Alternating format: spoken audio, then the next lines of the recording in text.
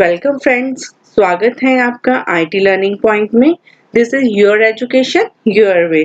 तो आज हमारा कंप्यूटर बेसिक्स का जो थर्ड लेक्चर है उसका टॉपिक है generations of computer. Generations of computer को हम हिस्ट्री ऑफ कंप्यूटर भी बोल सकते हैं। तो हम देखते हैं कि इसकी इंट्रोडक्शन क्या है, क्या होती है कंप्यूटर जनरेशंस। तो generation in computer terminology is a change in technology a computer is was being used. तो क्या है कि जो भी इसकी टर्मिनोलॉजी है वो इस चीज पे है कि जो भी इसकी टेक्नोलॉजी में चेंजेस आई, कंप्यूटर की टेक्नोलॉजी में जो भी चेंजेस आई, उन्हें जैसे जैसे यूज करते रहे, जैसे जैसे उसकी लिमिटेशंस पता चली, नेक्स्ट उन्होंने क्या इंक्रीज किया, क्या अपडेट करा, उस चीजों को जैसे जैसे अपडेट होता गया वो उसको उसकी जनरेशंस में ऐड करते गए। First generation, second generation, third generation, ऐसे उसको ऐड करते गए। तो इसमें क्या था, पहले क्या बोलते थे, जितनी भी टर्म्स आई थी इसकी जनरेशंस की, उसमें सिर्फ हार्डवेयर को वो काउंट करते थे कि हार्डवेयर ही उसकी जनरेशंस है। लेकिन नाउ अगर हम देखें कि आज के टाइम पे जो है उनमें हार्डवेयर और सॉफ्टवेयर दोनों में इतने चेंजेस हैं कि दोनों को जनरेशंस में ऐड कर दिया गया है। तो आइए देखते हैं फर्स्ट जनरेशन। तो फर्स्ट जनरेशन का पीरियड क्या था, फर्स्ट जनरेशन कब आई, कब तक चली, तो उसका टाइम पीरियड था 1946 से 1959 तक। ओके। सेकंड, इसमें क्या यूज करते थे, जो भी फर्स्ट जनरेशन आई थी उसमें हम वैक्यूम ट्यूब्स, ओके, ये वैक्यूम ट्यूब्स का यूज करते थे। वैक्यूम ट्यूब्स कुछ इस तरह की दिखती थी, ठीक है। ये आपने देखा होगा कि ट्यूब्स हम किसे बोलते हैं और वैक्यूम किसे बोलते हैं। वैक्यूम क्या करता है, किसी चीज को अपनी तरफ खींचता है, ठीक है। ट्यूब्स क्या करती हैं, लाइट को स्प्रेड करती हैं। तो ट्यूब्स, वैक्यूम ट्यूब्स जो एक वर्ड है, वो ब्रिटिश इंग्लिश का वर्ड है जिसे हम लाइट के लिए ही यूज करते हैं। जब लाइट करती है, ग्रो करती है, लाइट करती है, तो उसे हम, तो उन्होंने वैक्यूम ट्यूब्स का यूज किया जो कि इलेक्ट्रिसिटी को जनरेट करके लाइट जनरेट करते थे। ओके। तो इसमें देखो, इसमें एग्जांपल भी है। The tubes, these tubes like electric bulbs, okay, produce a lots of heat and installation used to fuse frequency।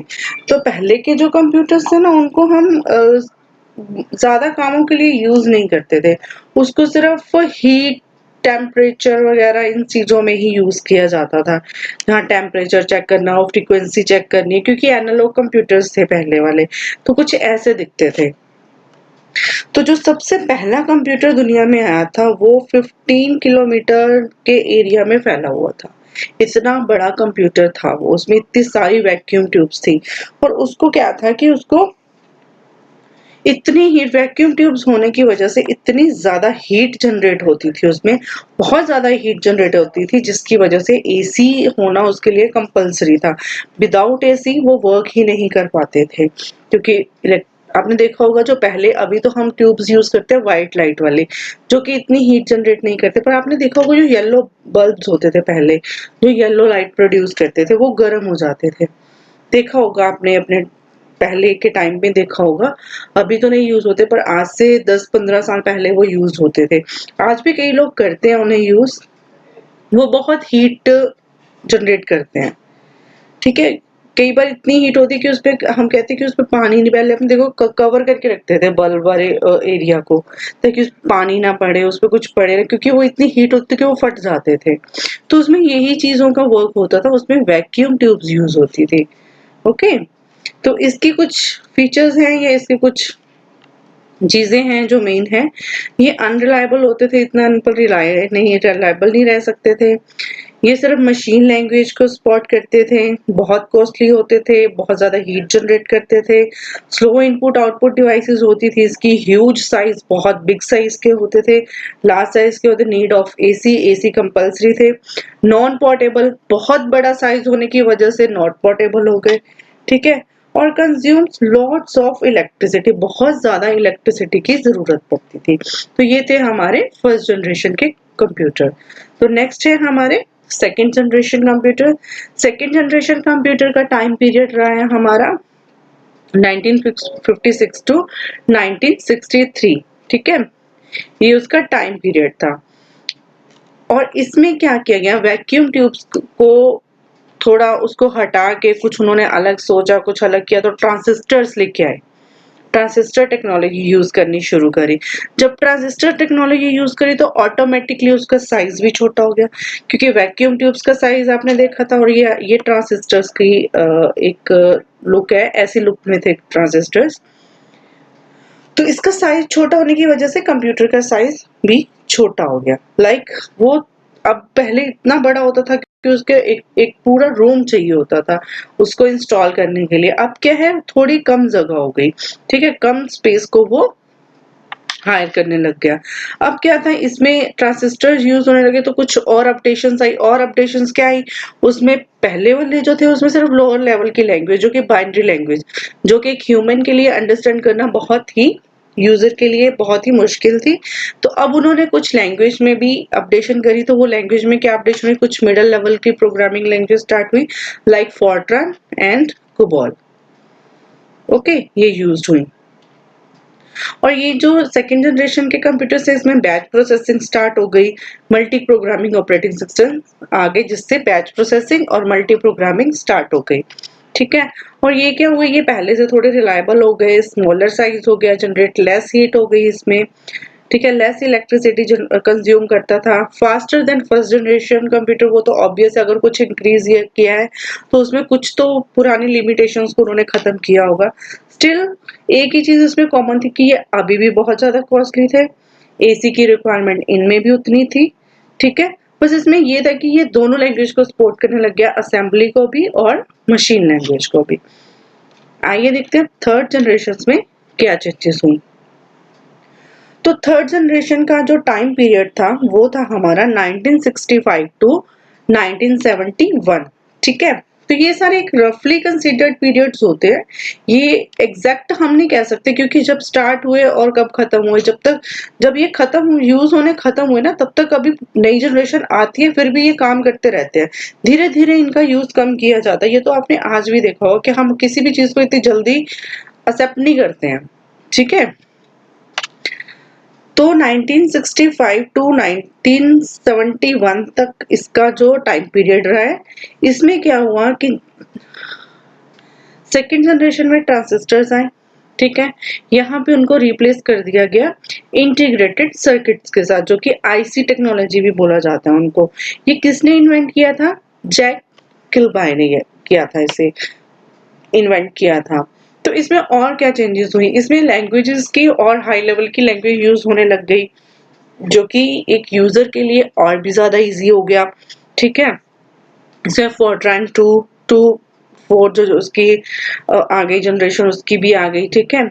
COBOL आ गई, पास्कल PL1 आ गई, और बेसिक्स टाइप जैसी बहुत सारी लैंग्वेजेस को यूज करना शुरू कर दिया। अब इसके फीचर्स में क्या क्या ऐड हो गया कि आईसी यूज हो गए, मोर रिलायबल हो गए, बहुत स्मॉलर साइज हो गया, इसका साइज कुछ ऐसा हो गया, ठीक है।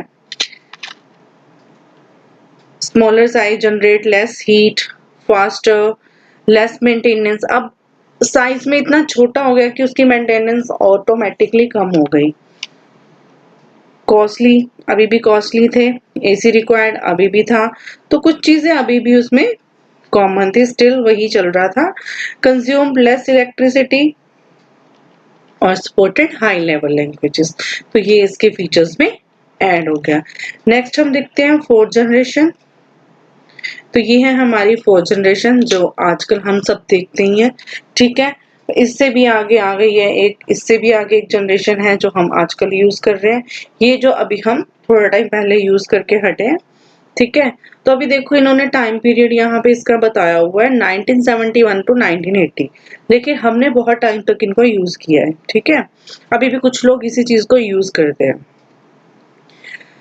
तो कंप्यूटर्स, इसका ये टाइम पीरियड हो गया। उसके बाद इसमें क्या यूज किया गया, वही इंटीग्रेटेड सर्किट से, लेकिन इन्होंने क्या कर दिया, very large scale integrated circuit कर दिया। वेरी लार्ज स्केल क्या हो गया कि बहुत हाई प्रोग्रामिंग पे आईसीज को जनरेट किया गया, जिसमें उसका साइज, यही वो जो हमने आईसी चिप्स आपने पीछे देखी, आईसी सर्किट्स देखे, उसका साइज थोड़ा बड़ा था, थोड़ा थिक था, ये थोड़े स्लिम कर दिए गए, ठीक है, थोड़ा इसका साइज कम कर दिया गया, इसके अंदर ही ट्रांजिस्टर्स को फिट कर दिया गया। ठीक है ट्रांजिस्टर्स ही यूज होते हैं इनमें भी, पर वो एक चिप बना दी गई है। ठीक है, तो वीएल ऐसे circuits having 5000 transistors and other circuits elements with their associate circuits on a single chip। तो एक सिंगल चिप पे बहुत सारे ट्रांजिस्टर्स को लगा करके उसको एक माइक्रो कंप्यूटर के नाम से 4th जनरेशन में पब्लिश किया गया था।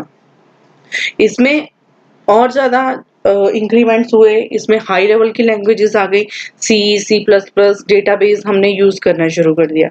ओके, तो इसके फीचर्स में क्या क्या ऐड हो गया, इसमें टोटली चेंज हो गया। जो भी पहले स्टिल दो चीजें हमारी चल रही थी वो भी इसमें उन्होंने उसको भी इम्प्रूव कर लिया। लाइक VLSI टेक्नोलॉजी यूज होने लगी, पोर्टेबल एंड रिलायबल हो गए, very small size, pipeline processing हो गई, no AC requirement, no room temperature पे भी ये काम कर रहे थे। कॉन्सेप्ट ऑफ इंटरनेट, ये मेन पॉइंट है कि 4th जनरेशन जब हमारी आई थी 1971 टू 1980 में, तब इसमें इंटरनेट को इंट्रोड्यूस किया गया था। यहाँ हमारी नेटवर्किंग के पार्ट्स, नेटवर्किंग स्टार्ट हुई थी। ओके, तो great development in the field of network, यहाँ से इंटरनेट को इंट्रोड्यूस किया गया, यहाँ से इंटरनेट हमारा स्टार्ट हुआ। कंप्यूटर्स बिकम इजीली अवेलेबल, तो ये हर ह्यूमन के लिए, जो भी यूजर इसे यूज करना चाहता था, इजीली अवेलेबल हो गए। तो 5th जनरेशन कौन सी है, जो टिल डेट 1980 से जब टिल डेट तक हम अभी यूज ही कर रहे हैं। अभी इससे आगे कोई भी इन्वेंशन नहीं हुई है, कोई भी नई इंक्रीमेंट नहीं हुआ है, कोई अपडेट नहीं हुई है। तो आज के कंप्यूटर्स क्या है, पहले VLSI होता था। ठीक है, उसको उन्होंने बना दिया ultra large scale. Ultra large scale पे क्या हुआ, चिप को और छोटा कर दिया गया। ठीक है, उस चिप को और छोटा कर दिया गया, बस यही इसमें चेंजेस हुई। और इसमें एक चेंजेस और हुई कि इसमें AI आ गया, आर्टिफिशियल इंटेलिजेंस आ गई। आर्टिफिशियल इंटेलिजेंस क्या है, रोबोटिक्स आ गए, जो कि एक ह्यूमन की तरह ही काम करते थे। तो उन्होंने आर्टिफिशियल इंटेलिजेंस शुरू कर दी। सिमुलेशंस आ गए, आप देखते हो कि जब पायलट के लिए, पायलट को ट्रेनिंग दी जाती है प्लेन के लिए, ठीक है, तो उसको डायरेक्ट प्लेन में बिठा के ट्रेनिंग नहीं दी जाती। एक वैसा सिमुलेशन आर्टिफिशियल एक डिजाइन किया गया है आर्टिफिशियल इंटेलिजेंस से, जिसमें उस पायलट को सेम वही इन्वायरमेंट दिया जाता है, उसे सेम वैसी फीलिंग ही आएगी, उसे सेम वैसी ही फीलिंग्स, उसे वैसा ही माहौल बना के दिया जाता है उस सिमुलेशन में, कि वो उस चीज से बिल्कुल 100% रिलेट करता है।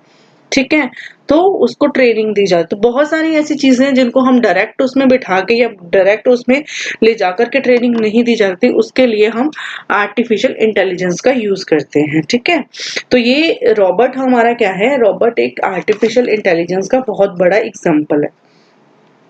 तो इसमें आगे क्या हुआ, आगे हमारी हाई लेवल की लैंग्वेज यूज होने लगी, जो आजकल आप देखते हैं हम यूज करते हैं, सी प्लस प्लस, जावा, डॉट नेट, ठीक है, PHP और बहुत सारी ASP, ये सब सारी यूज करते हैं। इनका जनरेशन हो गया, तो अब इसके ऑब्वियस इसका स्मॉलर साइज तो बहुत ही छोटा हो गया। तो इसकी एग्जांपल्स क्या आ गई, डेस्कटॉप, लैपटॉप, नोटबुक, ये तो हमारे हाथ में ही आ गए फिर धीरे धीरे फोन, सॉरी कंप्यूटर्स। ठीक है, मोबाइल के रूप में भी हम क्या चलाते हैं आजकल, एक कंप्यूटर ही यूज करते हैं, उसमें हर चीज वही है जो हमारे लैपटॉप या PC में होती है, उसमें भी हम हर एप्लीकेशन को यूज कर सकते हैं, उसमें भी ऑपरेटिंग सिस्टम यूज होता है, उसमें सारी एप्लीकेशंस यूज होती हैं। ठीक है, तो सेम वर्क करता है। तो इसके फीचर्स में क्या क्या ऐड हो गया, ULSI टेक्नोलॉजी यूज हो गई। ठीक है, आर्टिफिशियल इंटेलिजेंस आ गई, नेचुरल लैंग्वेज प्रोसेसिंग होगी। नेचुरल लैंग्वेज प्रोसेसिंग क्या है कि जो नॉर्मल एक इंसान को समझ आती है, एक ह्यूमन को समझ आती है, वो बड़ी नेचुरल लैंग्वेज यूज होनी शुरू हो गई। ठीक है, parallel processing, super conductor technology आ गई, यूजर फ्रेंडली इंटरफेस आ गए। ठीक है, मल्टीमीडिया फीचर्स हो गए। तो ये सारी चीजें इसमें ऐड ऑन हो गई। तो आइए ये हमारी जनरेशन यहीं पे खत्म करते हैं। नेक्स्ट देखते हैं हमारी इनपुट एंड आउटपुट डिवाइसेस को। तो इनपुट एंड आउटपुट डिवाइसेस एक कॉमन सेंस है। इनपुट हम यूज करते हैं कंप्यूटर में उसको इंस्ट्रक्शंस देने के लिए, और आउटपुट यूज होता है जो भी हमें वो उसका रिजल्ट देता है अपनी स्क्रीन पे, या जो भी उसकी प्रोसेसिंग के बाद रिजल्ट्स आते हैं उसे हम आउटपुट बोलते हैं। ओके, तो ये आइए पहले देखते हैं इनपुट डिवाइसेस। इनपुट डिवाइसेस कौन कौन सी होती है? Keyboard, mouse, microphone, barcode reader, OCR, MICR, light pen, scanner, touch screen, webcam, joystick. तो सबसे पहले हम देखते हैं कीबोर्ड को। तो ये हमारा कीबोर्ड है। कीबोर्ड को में टोटल 104 ठीक है, 104 टोटल कीज होती हैं। अब तो और भी ज्यादा जिनके मल्टीमीडियाज होते हैं उनमें और भी बहुत सारी आ गई हैं, पर जो डिजाइन हुआ था जब कीबोर्ड, उसमें सिर्फ 104 कीज होती थी जो कि वर्किंग होती थी, जिसका वर्क मेनली कीबोर्ड के लिए बना हुआ था। तो सबसे पहले हमारी आती है एस्केप की। आफ्टर दैट हमारी इसमें है फंक्शन कीज सारी। तो फंक्शन कीज का अलग अलग फंक्शन होता है। फंक्शन कीज जो होती हैं F1 से लेके F12 तक होती हैं, ठीक है। इनका यूज F1 के साथ होता है, यहाँ पे फंक्शन कीज का होगा। F1 के साथ यूज होता है, या तो फंक्शन लिखा होता है, नहीं तो ये डायरेक्ट काम करती है जिन पे जो पुराने कीबोर्ड्स थे। तो मैंने पुराने कीबोर्ड की ही एग्जांपल लिया, क्योंकि हम इसी से समझ सकते हैं कि नए को हमने कैसे यूज करना है। तो ये हमारी फंक्शन कीज हो गई, मेन होती हैं। उसके बाद हमारी ये एरो कीज मेन होती हैं, ठीक है। उसके बाद हमारी न्यूमेरिकल कीज होती हैं जो कि हमारे लेफ्ट राइट साइड में होती हैं, और एक ये अल्फाबेट्स के ऊपर होती हैं, ठीक है। उसके बाद जो हमारी न्यूमेरिकल कीज होती हैं उनके ऊपर कुछ साइंस होते हैं, ठीक है, जिनको हम शिफ्ट के साथ यूज करते हैं, ठीक है। जितने भी साइंस होते हैं जो जिस पे डबल डबल बने होते हैं ना, जैसे दो दो साइंस बने होते हैं, तो सिंगल नीचे वाले को हम सिंगल क्लिक पे यूज करते हैं, सिंगल उसको प्रेस करने पे यूज करते हैं। अगर हमें ऊपर वाला उसका कोई भी साइन चाहिए तो हम उसे शिफ्ट के साथ प्रेस करेंगे। तो आइए पहले एस्केप का देखते हैं। एस्केप क्या करता है, हमें किसी भी चीज की, हमारे जैसे ये मैंने विंडो ओपन करी है, अगर मैं इससे बाहर जाना चाहूँ तो मैं डायरेक्ट एस्केप प्रेस करूंगी। कोई भी डायलॉग बॉक्स, कोई भी पॉपअप ओपन होता है, उसे आप वापिस अपनी दूसरी विंडो पे जाने के लिए आप एस्केप प्रेस करते हो, ठीक है। उसके बाद आता है वन पे हमारा होता है एक्सक्लेमेशन साइन, ठीक है। 2 पे हमारा है @ साइन, ठीक है, एट साइन या @ साइन। नेक्स्ट है हमारा हैश की, ठीक है। उसके बाद आ जाती है हमारी /, एम्परसेंड साइन, जिसे हम एंड का साइन भी यूज करते हैं, ठीक है। 7 पे है हमारी // और यहाँ पे 1 से पहले आती है हमारी /। नेक्स्ट है हमारी पैराथेसिस, जिसे हम राउंड ब्रैकेट्स भी बोलते हैं, ठीक है। =टू का साइन, क्वेश्चन मार्क, यहाँ पे होगा हमारा एस्ट्रिक साइन, ओके। यहाँ पे भी हमारी कर्ली ब्रैकेट्स है, और ये हमारा जो एरो है यहाँ पे, ये हमारा बैक स्पेस होती है, मतलब हमें किसी चीज पे बैक जाना तो बैक स्पेस के लिए होता है। नेक्स्ट है कंप्यूटर के इस कीबोर्ड को, जो अल्फाबेट्स होता है, इसको हम क्वेरेटी कीपैड बोलते हैं। क्वेरेटी कीपैड क्यों बोलते हैं? जो कि इसके फर्स्ट के जहां से ये स्टार्ट होता है, यहाँ एक वर्ड बनता है क्वेरेटी, इसीलिए इसे क्वेरेटी कीबोर्ड बोलते हैं। क्वेरेटी वर्ड कैसे बना? QWERTY, तो ये क्या बना? क्वेरेटी कीबोर्ड, इसीलिए इसे बोला जाता है। तो अल्फाबेट्स जब जहां से स्टार्ट होते हैं उससे पहले होती है हमारी टैब की, जिसे हम स्पेस लेने के लिए और स्पेस से वापस जाने के लिए यूज करते हैं, टैब प्रेस करते हैं, ओके। ये हमारा कैप्स लॉक, जिसे हम कैपिटल लेटर्स के लिए यूज करते हैं। शिफ्ट को हम ऑल्टरनेट होता है हमारा, जो ऊपर के साइंस को यूज करना है तो हम शिफ्ट के साथ यूज करते हैं। कंट्रोल भी हम शॉर्टकट कीज के लिए यूज करते हैं। विंडो साइन हमारा जो स्टार्ट बटन होता है विंडो का, उसके लिए यूज करते हैं, या डायरेक्ट आप विंडो पे जाना चाहते हो उसके लिए यूज करते हैं, ठीक है। ऑल्टरनेट की, कोई भी हम ऑल्टरनेट की अगर यूज करना चाहते हैं तो उसके लिए ऑल्टरनेट यूज कर सकते हैं। ये होती है हमारी स्पेस की, ठीक है, इसे स्पेस के लिए यूज करा जाता है। उसके बाद हमारी ऑल्ट की और कंट्रोल की 2 बार होती है, ठीक है। विंडो की भी 2 बार होती है, शिफ्ट भी 2 बार होती है। एंटर हमारा ये बड़ा बटन जो होता है, ये हमारा एंटर का होता है, ये हमारी ब्रैकेट्स होती हैं। तो हमारी 3 तरह की ब्रैकेट्स आ जाती हैं इसमें। ये होता है प्रिंट स्क्रीन, ठीक है। प्रिंट स्क्रीन के लिए जैसे हम मोबाइल में यूज करते हैं स्क्रीनशॉट के लिए, ये भी सेम स्क्रीनशॉट लेता है, जो भी पूरी स्क्रीन होगी उसका स्क्रीनशॉट ले लेगा। पेज अप डाउन है, ठीक है। डिलीट की है, ये एरो कीज होती हैं, और ये न्यूमेरिकल्स होती है, मैथमेटिकल के ये सारे फंक्शंस इसी में आते हैं जो हमारे राइट साइड में होती है। तो राइट साइड में जो होती है सबसे पहले नंबर लॉक होता है। नंबर लॉक क्या करते हैं, अगर हमने ये नंबर्स नहीं यूज करें तो आप देख सकते हैं इसमें दो बने हुए हैं, मतलब इसको हम same page up page down के लिए भी यूज कर सकते हैं और एरो कीज के लिए भी यूज कर सकते हैं। जब हम नंबर लॉक लगा देंगे तो वो एरो कीज के लिए यूज होगा, जब हम नंबर लॉक नहीं लगाएंगे तो ये जो इस पे न्यूमेरिकल्स हैं, जो इस पे ये मैथमेटिकल साइंस हैं, ये यूज होंगे। तो ये हमारा डिवीजन का होता है। एस्ट्रिक साइन होता है जिसे हम मल्टीप्लाई के लिए यूज करते हैं, माइनस, प्लस, ठीक है। ये एंटर, जीरो, एंड ये फुल स्टॉप। तो ये हमारा होता है कीबोर्ड। नेक्स्ट है हमारा माउस। माउस भी हमारी इनपुट डिवाइस है जिसे हम पॉइंटर डिवाइस भी बोलते हैं, ठीक है। इसमें 3 बटन्स होते हैं, एक लेफ्ट क्लिक, राइट क्लिक और स्क्रॉल व्हील होता है। अब लेफ्ट क्लिक किस लिए होता है, हम कोई भी सिलेक्शन करते हैं, कहीं भी मूव करना है उसके लिए हम लेफ्ट क्लिक यूज करते हैं। तो और राइट क्लिक होता है जैसे स्पेशल फीचर्स के लिए हम राइट क्लिक यूज करते हैं। स्क्रॉल व्हील हम यूज करते हैं अप डाउन करने के लिए, जैसे स्क्रॉल करके हम नीचे आ जाएं और अगर स्क्रॉल अप करें तो हम ऊपर चले जाएं।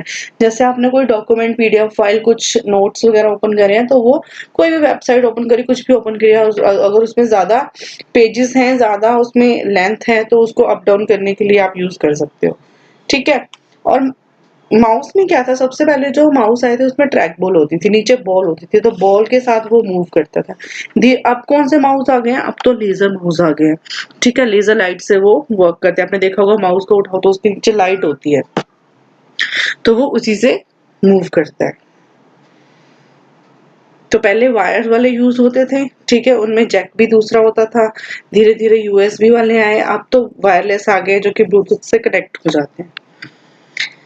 नेक्स्ट है हमारा बारकोड रीडर। बारकोड रीडर आपने शॉपिंग, जहाँ बिल आप करवाते हो शॉपिंग मॉल्स में देखा होगा, ठीक है। जो बड़े बड़े मॉल्स हैं वहां पे बारकोड रीडर यूज करा जाता है बिलिंग के लिए।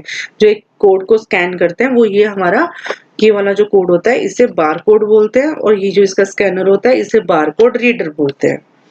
नेक्स्ट है हमारा माइक। सिंपल, ये तो सबको पता है कि माइक में अगर हम बोलते हैं तो वो हमारी आवाज को स्पीकर्स में आउटपुट देता है, जो हमारी थोड़ी वॉइस होती है सबके पास पहुंचाने के लिए बहुत ज्यादा उसका अमाउंट बढ़ा देता है, ठीक है। नेक्स्ट है हमारा ओसीआर। ओसीआर है हमारा ऑप्टिकल करेक्टर रीडर। ये क्या करता था, ये पहले एक स्कैनर आता था जब हमारे दूसरे स्कैनर नहीं आए थे, लेजर स्कैनर नहीं आए थे, तब ये स्कैनर यूज होता था जिसे कंप्यूटर के साथ कनेक्ट करना पड़ता था। वायर्ड था, ठीक है। इसकी वायर होती थी, उसे कनेक्टर के साथ कनेक्ट करना पड़ता था, और इसके जो भी हार्ड कॉपी से हम रीड करते थे, ये सिर्फ करेक्टर्स को रीड करता था। तो इसका जो है अपने आप इनपुट जो जाती रहती थी वो उसमें प्रिंट होता रहता था, ओके। नेक्स्ट है हमारा MICR।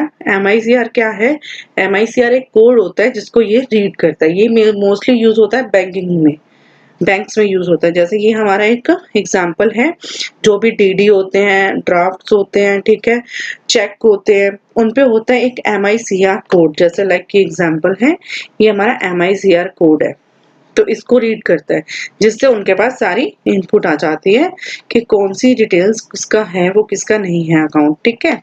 लाइट पेन, ये भी एक पॉइंटिंग डिवाइस थी जो कि यूज करी जाती है, आज भी यूज करी जाती है, जहाँ पे डिजाइनिंग वर्क्स होते हैं या फिर डेंटिस्ट इसे मोस्टली यूज करते हैं, ठीक है। तो ये एक हमारा लाइट पेन यूज होता था। ये है स्कैनर, जो आजकल हम सब स्कैनिंग के लिए यूज करते हैं। अपनी कोई भी डॉक्यूमेंट्स को स्कैन करके रखना चाहते हैं, उसे सॉफ्ट कॉपी बनाना चाहते हैं तो हम स्कैनर यूज करते हैं। टच स्क्रीन, टच स्क्रीन की मेन एग्जांपल है, अगर देखना चाहो तो इजी एग्जांपल है हमारी ATMs, और अब तो मोबाइल्स आ गए हैं, तो सिंपली सबको समझ आ जाएगा कि टच स्क्रीन होते क्या है।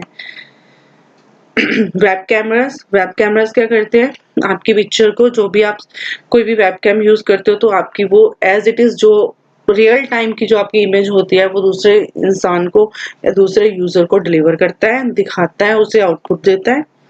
जॉयस्टिक यूज होती है, प्लेन्स में जॉयस्टिक यूज होती है प्लेन्स को मूव करने के लिए, ठीक है, गेम्स में यूज होती है, तो ये जॉयस्टिक का यूज होता है। नेक्स्ट है हमारी आउटपुट डिवाइसेस। आउटपुट डिवाइसेस हमारी होती है monitor, printer, speaker and projector, headphone, ठीक है। तो सबसे पहले आते हैं मॉनिटर्स पे। मॉनिटर क्या है? एक सिंपल टीवी स्क्रीन है जिसपे जो भी हम उसको इनपुट देते हैं प्रोसेसिंग के बाद हमें रिजल्ट शो करता है। ओके, तो मॉनिटर्स कितने टाइप के होते हैं? CRT, LCD, LED and OLED. सबसे पहले देखते हैं सीआरटी मॉनिटर्स। सीआरटी की फुल फॉर्म होती है कैथोड रे ट्यूब। तो इसमें वही चीज आ गई, जैसे वैक्यूम ट्यूब्स यूज होती थी, इसमें कैथोड रे ट्यूब यूज होती थी, मतलब वही ट्यूब ही यूज होती थी इलेक्ट्रॉनिक चीजों को यूज करने के लिए। इसमें एक गन होती थी जो कि अपने इलेक्ट्रॉन्स को फेंकती थी, ठीक है, इलेक्ट्रॉन्स को शूट करती थी, जिसको वो शूट करने के बाद वो इलेक्ट्रॉन्स जाके फैलते थे, जो कि आरजीबी की फॉर्म में होते थे। आरजीबी क्या है? 3 कलर्स थे, मेन कंप्यूटर के 3 ही कलर्स थे जो स्टार्टिंग में आए थे। आरजीबी बोला जाता है रेड, ग्रीन एंड ब्लू। उन इलेक्ट्रॉन गन्स के थ्रू उनपे इलेक्ट्रॉन गन्स के थ्रू उनपे शॉट्स मारे जाते थे, जिससे वो हमारी स्क्रीन पे रिजल्ट्स या आउटपुट हमें शो होती थी, ठीक है। ये देखो इसमें मेंशन है कि बेसिकली ये क्या था? Vacuum tubes containing an electron gun at one end and fluorescent screen at another end. तो फ्लोरोसेंट स्क्रीन कहाँ होती थी? हमारे पास। और इलेक्ट्रॉन गन वाली स्क्रीन कहाँ होती थी? पीछे उनके बैक एंड पे, ठीक है। नेक्स्ट है हमारे एलसीडी, जो कि सीआरटी के बाद आए हमारे एलसीडी मॉनिटर्स। तो ये भी सेम वर्क करते थे। इसमें क्या? फ्लोरोसेंट लाइट यूज होती थी, ठीक है। इसमें लिक्विड क्रिस्टल डिस्प्ले आ गई, लिक्विड क्रिस्टल इसमें यूज होने लग गए, ठीक है। तो क्रिस्टल से क्या होता था? इसमें इसकी लिमिटेशन क्या आई थी कि आपने देखा होगा कि ये ब्लैक लाइट बहुत जनरेट करते थे। ब्लैक लाइट कैसे जनरेट होती थी कि अगर आप इसे किसी डायगोनल एंगल से देखते थे ना टीवी को, मतलब साइड से लेफ्ट से देखते थे या साइड राइट से देखते थे, तो आपको ब्लैक ब्लैक नजर आता था। सिर्फ फ्रंट से अगर देखो तो इसमें सारे कलर्स जो भी इसकी परफेक्ट आउटपुट वो सामने से आती थी। अगर साइड से देखते थे, लेफ्ट साइड से या राइट साइड से, तो हमें ब्लैक ब्लैक नजर आता था। तो वो क्या था? लिक्विड क्रिस्टल्स का एक इफेक्ट आता था जो कि ब्लैक नजर आता था। तो ये लाइट, ब्लैक लाइट को बहुत जनरेट करते थे। इसको ओवरकम करने के लिए एलईडी जनरेट किए गए। एलईडी क्या होते हैं? आपने छोटे छोटे बल्ब्स देखे होंगे जिनके नीचे वायर 2 तारें लगी होती है, जिनको फिट किया जाता है। मोस्टली हमने डीजे पे देखा होगा, डीजे पे लाइट्स ब्लिंक करती हैं, साउंड के अकॉर्डिंग कम होती हैं, ज्यादा होती हैं, है ना। वो क्या होते हैं? हमारे डियोड्स होते हैं, उन्हें हम लाइट एमिटेड डियोड्स बोलते हैं। उनका यूज किया गया इसमें पीएन जंक्शन डियोड्स जो है यूज किए गए, ठीक है, जिनसे लाइट स्प्रेड होती थी और हमें आउटपुट मिलती थी, ठीक है। ऐसे ही ओएलईडी है, इसमें जो थी वो एलईडी में क्या हुआ कि जो ब्लैक लाइट जनरेट होती थी इसमें एलसीडी में, उसको ओवरकम कर दिया। अब इसमें कुछ भी शो नहीं होता। इसमें आप चाहे लेफ्ट से देखो चाहे राइट से देखो, कहीं से भी देखो, आपको क्लियर स्क्रीन नजर आती है, ठीक है। ऑर्गेनिक लाइट एमिटेड डियोड्स क्या हो गए? वो कुछ ऐसे उनको छोटा कर दिया गया, ऐसा ही सेम थे, ऐसा उसे बना दिया गया कि उसको हम फोल्डेबल स्क्रीन हो गई। जैसे आपने देखे होंगे सैमसंग के अभी फोल्डेबल फोन्स आए हैं, मोबाइल फोन्स आए हैं, ठीक है। चाहे उसमें आप ओपन करते हो तो वो आपकी पूरी स्क्रीन ले लेता है, फोल्ड रखते हो तो भी आपको उतनी आउटपुट दे रहे हैं, ठीक है। तो ये एक एग्जाम्पल है, एक फोन की एग्जाम्पल ले रखी है। और एक रोलिंग में आते थे, रोलिंग में मॉनिटर्स आए हैं।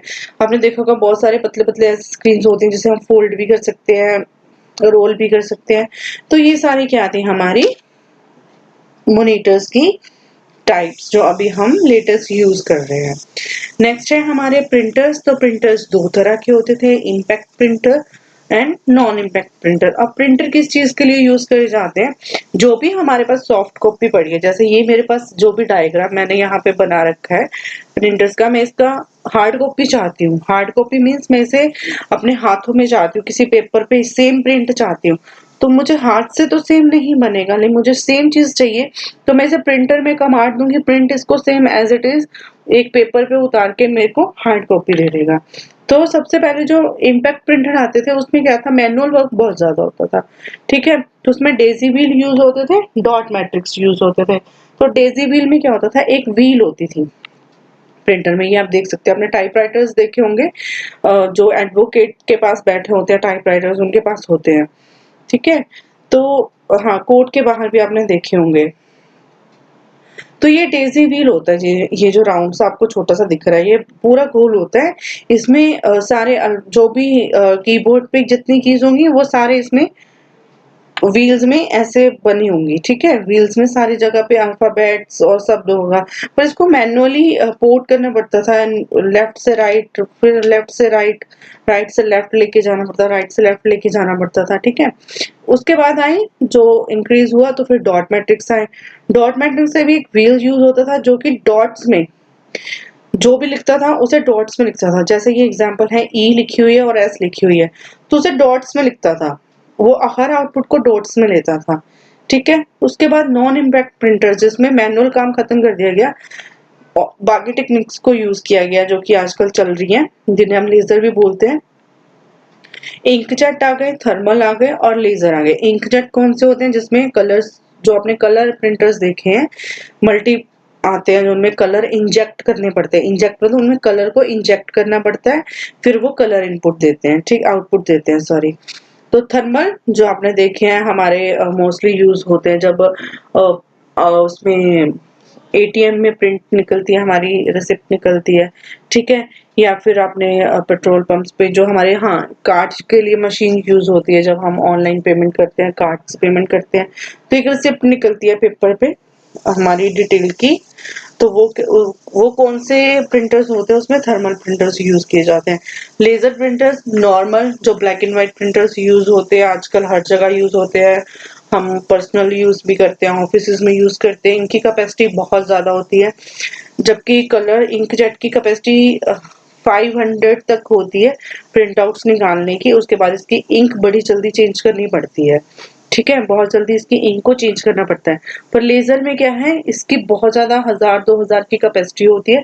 ये इसका एक जो कार्टेज होती है वो 1000-2000 तक के प्रिंट आउट्स निकाल सकती है, ओके।